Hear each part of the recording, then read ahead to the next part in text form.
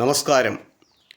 നമ്മൾ മലയാളികൾ മറ്റുള്ളവരുടെ കഴിവുകളെ കണ്ട് അവരെ അഭിനന്ദിക്കുവാൻ പരിശ്രമിക്കണം.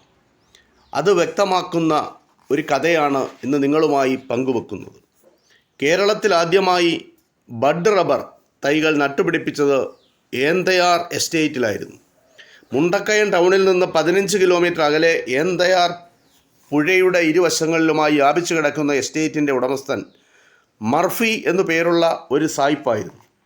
20-ാം നൂറ്റാണ്ടിൻ്റെ ആദ്യഘട്ടത്തിൽ ജീവിച്ചിരുന്ന അദ്ദേഹം അസാമാന്യ ബുദ്ധിമാനും തികഞ്ഞ കലാരസികനുമായിരുന്നു. ഏന്തയാർ ടൗണിനോട് ചേർന്നായിരുന്നു ഇംഗ്ലീഷ് ചിട്ടവട്ടങ്ങളോട് ജീവിച്ചിരുന്ന അദ്ദേഹത്തിൻ്റെ ബംഗ്ലാവ്. പല ദിക്കുകളിൽ നിന്നും കലാകാരന്മാർ അവിടെ എത്തി തങ്ങളുടെ കലാപ്രകടനം സായിപ്പിൻ്റെ മുമ്പിൽ അവതരിപ്പിച്ചു. അതിൽ സന്തോഷവാനായ സായിപ്പ് അവർക്ക് പണവും മറ്റ് സമ്മാനങ്ങളും നൽകുക പതിവായിരുന്നു. സായിപ്പിൻ്റെ ഉദാരതയെക്കുറിച്ച് കേട്ടറിഞ്ഞ കൂടിയാട്ട വിദഗ്ധനായ ഒരു ചാക്യാർ ഒരിക്കൽ എസ്റ്റേറ്റ് ബംഗ്ലാവിലെത്തി. തുറന്നു കിടന്ന ഗേറ്റിലൂടെ ബംഗ്ലാവിൻ്റെ വളപ്പിനുള്ളിലേക്ക് പ്രവേശിച്ച ചാക്യാരെ ആദ്യം കണ്ടത് സായിപ്പ് ഇംഗ്ലണ്ടിൽ നിന്ന് കൊണ്ടുവന്ന ഓമനിയായി വളർത്തുന്ന ഒരു കൂറ്റൻ നായാണ്. അപരിചിതനെ കണ്ട ചങ്ങലയില്ലാത്ത നായ ചെറുതായൊന്ന് കുരച്ചിട്ട് പേടിപ്പെടുത്തുന്ന മുറുമലോടെ ചാക്യാരുടെ നേരെ പാഞ്ഞു വന്നു. നായുടെ ആക്രമണത്തിൽ നിന്ന് തന്നെ രക്ഷിക്കാൻ ആരുമില്ലെന്ന് മനസ്സിലാക്കിയ ചാക്യാർ ഫലിച്ചാൽ ഫലിക്കട്ടെ എന്ന ചിന്തയിൽ തൻ്റെ അഭിനയ പാടവത്തെ തന്നെ ആശ്രയിച്ചു. തറയിൽ നിന്ന് ഇല്ലാത്തൊരു കല്ല് കുനിഞ്ഞെടുത്ത് തൻ്റെ നേരെ പാഞ്ഞെടുക്കുന്ന നായുടെ നേർക്ക് സർവശക്തി ഉപയോഗിച്ച് ഒരൊറ്റ ഏറും. ചാക്യാരുടെ തന്മയത്വപൂർണമായ ഭാവപ്രകടനത്തിൽ പേടിച്ചരണ്ട നായ ഏറ് കിട്ടിയാൽ എന്ന വണ്ണം ഉച്ചത്തിൽ മോങ്ങിക്കൊണ്ട് ബംഗ്ലാവിലേക്ക് തിരിഞ്ഞോടി. ഭയന്നു വശായ ചാക്യാർ ശ്വാസമെടുക്കാൻ പിന്നെയും കുറേ നേരം കഴിഞ്ഞു. സായിപ്പിൻ്റെ വാത്സല്യഭാജനമായ നായയെ ഉപദ്രവിച്ചത് ആരാണെന്ന് നോക്കി പുറത്തേക്ക് വന്ന പരിചാരകർ വളപ്പിനുള്ളിൽ നിന്ന് ചാക്യാരെ പിടികൂടി.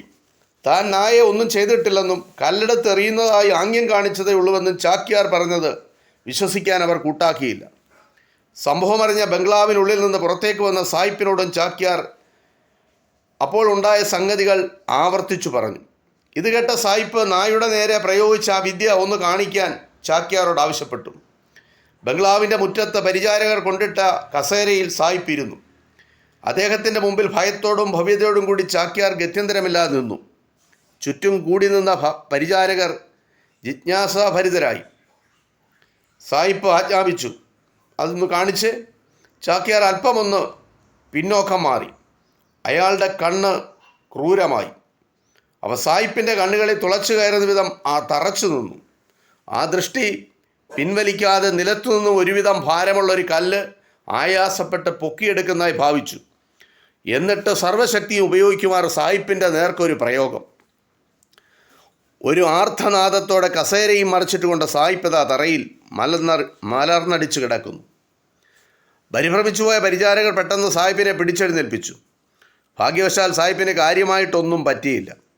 അങ്കലാപ്പമാറിയ സായിപ്പ് കസേരയിൽ വീണ്ടും ഇരുന്നു. തൻ്റെ മുമ്പിൽ ഭയാശങ്കയോടെ നിന്ന ചാക്യാരെ അത്ഭുതത്തോടും ആദരവോടും കൂടി സായിപ്പ് നോക്കി. എന്നിട്ട് പുഞ്ചിരിയോടെ പറഞ്ഞു, അഭിനയം അസലായിട്ടുണ്ട്. താങ്കൾ മഹാനായ ഒരു കലാകാരൻ തന്നെ. അത് കേട്ട ചാക്യാരുടെ പരിഭ്രമം അകന്നു. കൂടുതൽ വിനയമുള്ളവനായി മാറി.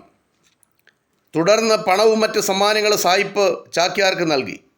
എങ്കിലും സായിപ്പ് നൽകിയ അഭിനന്ദന വാക്കുകളാണ് ചാക്യാർക്ക് ഏറ്റവും ഹൃദയത്തിൽ തറഞ്ഞത്. പാശ്ചാത്യരെ അപേക്ഷിച്ച് അഭിനന്ദനത്തിൻ്റെ കാര്യത്തിൽ നമ്മൾ വളരെ പുറകിലാണ്. അഭിനന്ദിക്കേണ്ട ഘട്ടങ്ങളിൽ നമ്മൾ നിശബ്ദത പാലിക്കും. എന്തെങ്കിലും അഭിപ്രായം ചോദിച്ചാൽ കുഴപ്പമില്ലെന്ന് പറയും. കുറ്റം പറയുന്ന കാര്യമാണെങ്കിൽ അങ്ങനെയല്ല, പറഞ്ഞുകൊണ്ട് നടക്കും, ഒന്നിനും കൊള്ളത്തില്ല. പണത്തേക്കാളും സമ്മാനങ്ങളെക്കാളും വിലപ്പെട്ടത് അഭിനന്ദന വാക്കുകൾ തന്നെയാണ്.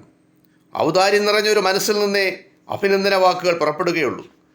അഭിനന്ദിക്കപ്പെടുന്നവരിൽ വലുതായ സന്തോഷമുളവാകുന്നത് അത് തങ്ങളുടെ പ്രവർത്തനത്തിൻ്റെ അംഗീകാരമായതുകൊണ്ടാണ്.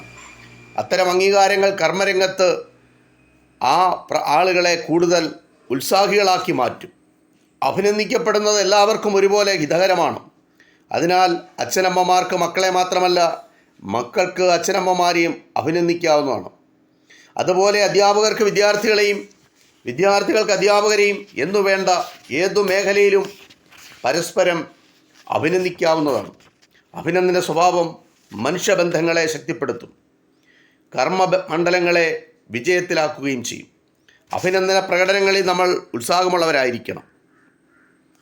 ഇത് നാം ഓരോരുത്തരും മനസ്സിലാക്കേണ്ട കാര്യമാണ്. ഈ ചെറിയ ചിന്ത നിങ്ങളുമായി പങ്കുവെക്കുന്നു. നന്ദി, നമസ്കാരം.